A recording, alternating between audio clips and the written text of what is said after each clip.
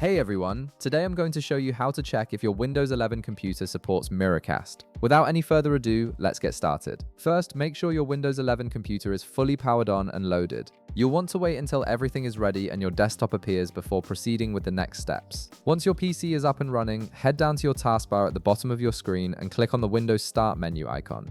This will open up your Start menu where you can access various features and settings. Now, in the search box that appears, type in DX Make sure to spell it exactly as DX space diag. Once you've typed it in, press enter on your keyboard.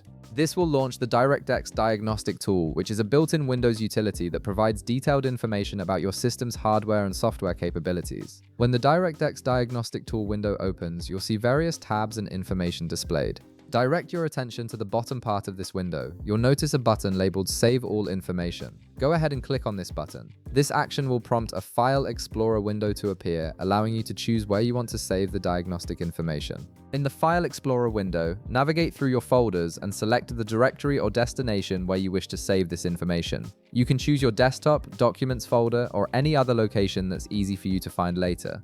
Once you've selected your preferred location, click the Save button to save the file. The system will save it as a text file named DXDiag by default. Now navigate to the location where you just saved the file and locate the DXDiag text file. Simply double-click on it to open it. This will launch the file in your default text editor, usually Notepad, and you'll see a comprehensive list of your system's technical information. Within this text file, scroll through the content and look for the System Information section. Under this section, you'll find an entry labeled Miracast. Pay close attention to what's written next to it. If it shows available, that means your Windows 11 computer fully supports Miracast, and you can use it to wirelessly display your screen to compatible devices like TVs, monitors, or projectors. If it shows something different, your system may not support this feature. And that's it. You've now confirmed whether your Windows 11 system supports Miracast. If this video helped you out, be sure to leave a like, subscribe, and I'll see you in the next one.